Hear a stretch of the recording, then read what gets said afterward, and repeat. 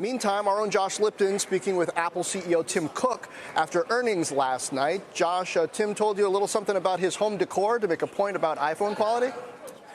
Yeah, that's right, John. So Tim Cook tells me inside his house, there is a huge photo taken with an iPhone, which looks every bit as good, he says, as a picture taken with a very expensive professional camera. And it's camera quality, he says, that helps explain the recent iPhone 11 success. Cook telling me people love the battery life. They love the camera. We also hit the right price with it.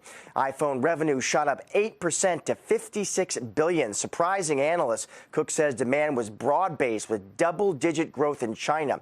And speaking of China, Cook saying uncertainty caused by the coronavirus forced him to provide wider than usual guidance, saying you can see from the range that it anticipates some level of issue there. Otherwise, we would not have a $4 billion range. He says he has alternatives to his suppliers in Wuhan, which is considered the center of the virus, but says retail traffic has been impacted. One store we know closed, but now we know 2 malls closed as well, which housed Apple stores.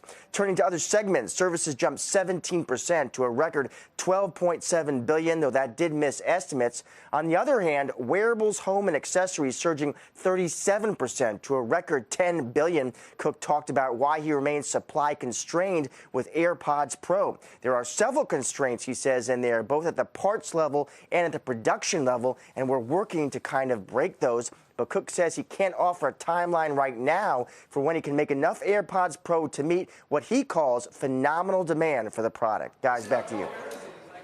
Josh, yeah, great that you got to have that conversation as usual with Tim Cook. And what struck me was the guidance. You know, with coronavirus, given Apple's exposure potentially both at the manufacturing level and at the retail level, I wondered how much uncertainty there would be in there. The range that he gave, though, still satisfied the street, right?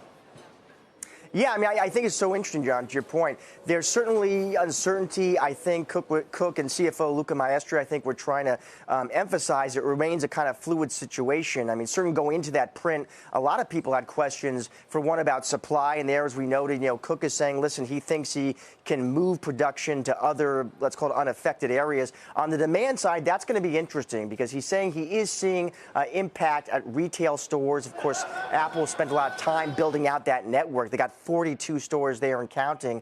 So it is fluid, but to your point, the midpoint of that range certainly higher than what many in the street were looking for, John. On coronavirus and supply, Josh, he did say that a lot of the suppliers that are in the affected areas have alternative sources nearby. Didn't really delve into how difficult it would be to switch suppliers, though, and how long that might take. Yeah, and certainly, you know, that becomes, I think, even a more important question, Carl, because as we talked about there, certain products, as he says, phenomenal demand, right? It wasn't, when you look at that wearable segment, wearables stripping out home and accessories, Cook says, jumped 44%. He could have sold more, but he's constrained. He talked about the Watch Series 3, said he's hoping that comes into supply-demand balance this quarter, but AirPods Pro couldn't give a timeline there, so you do wonder if this virus continues to spread, how it affects production, therefore how it affects his ability to come into balance with some of these products.